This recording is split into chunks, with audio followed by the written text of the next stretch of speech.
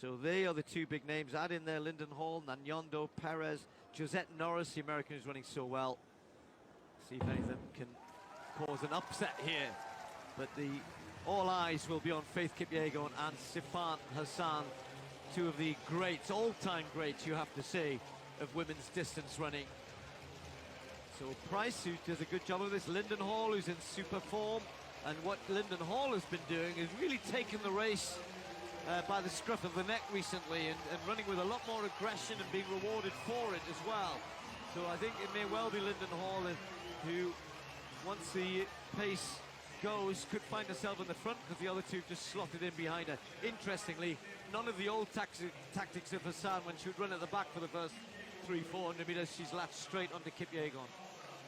Steve, I cast my mind back to the Monaco Diamond League, where Kipyegon just outstrengthed Hassan. She was significantly the better on that occasion, and Hassan, I suspect, redoubled her efforts to make the challenge in Tokyo, and ended up with goals at 5,000 and 10,000. But Kipyegon has that astonishing speed endurance through the last 200 that nobody else has yet been able to match when she's really on song.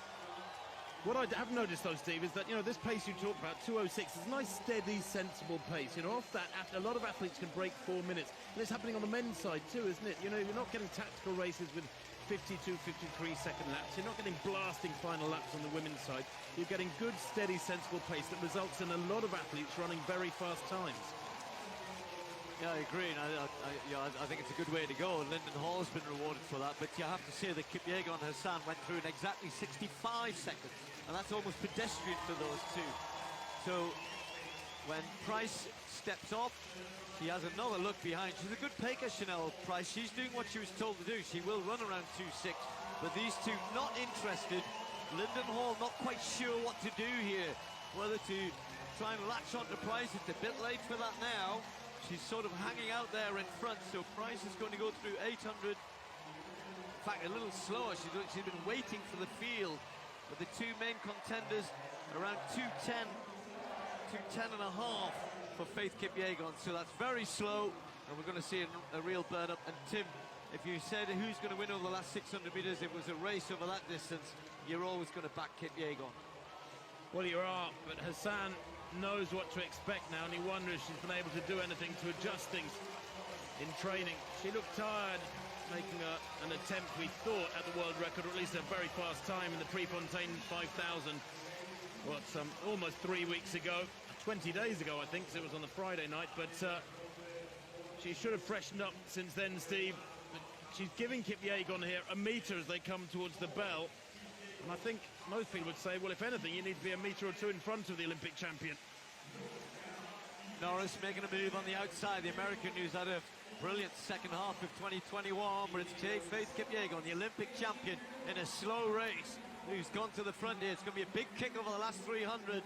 Hassan on her shoulder. Norris just tucked in behind the two of them. Perez trying to get closer, but they're winding it up now. Kipyegon, though, will know that Hassan is on her shoulder, and Hassan is going to test herself here with her speed, or trust her speed here. Norris still hanging on. The American is the only one staying with these two. So it's Kipyegon and Hassan, stride for stride. Has Hassan got the measure of the Olympic champion on this occasion?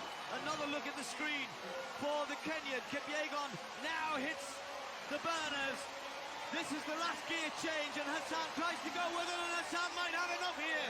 It's neck and neck, stride for stride. Kipyegon just hanging on, takes the Diamond League title. Hassan was close, but not close enough at the end.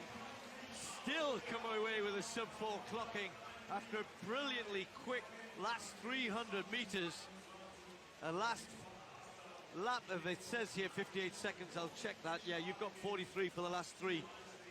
Fast, but by the standards of these two, nothing too spectacular, but what a great race. I love that. I love to see two great champions producing such a good race on one of the great stages here in Zurich. But yet again, Kipyegon just got too much for Hassan.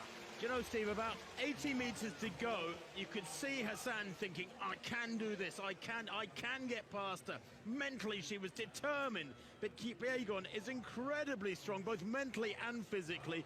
And I think Hassan probably got alongside her at best, never got her nose in front, and Kipyegon eased away over the last 30. She is phenomenally stubborn and tough when it comes to that last 200 metres. Hassan knew exactly what she had to do. She is an astonishing talent. Don't let's forget that 1500 win in 3:51 in Doha 2019 when Kipyegon was away recovering from becoming a mother, I think. But here Hassan believed she could win, and you've got to believe. Kipyegon, a little glance up there at the big screen, but Hassan just couldn't get there. Brilliant race, as you said. Yeah, it's just that leg speed. You know, when you compare their 800 abilities, you know, Kipyegon is a world-class 800-meter runner. Hassan's not slow by any stretch of the imagination. But when it comes to a kick, yeah, I think today the two of them just deciding that this is a race where we're not going for the times. Kipyegon trusted herself. Hassan backed herself in a different type of race to maybe get past her. Not quite, though.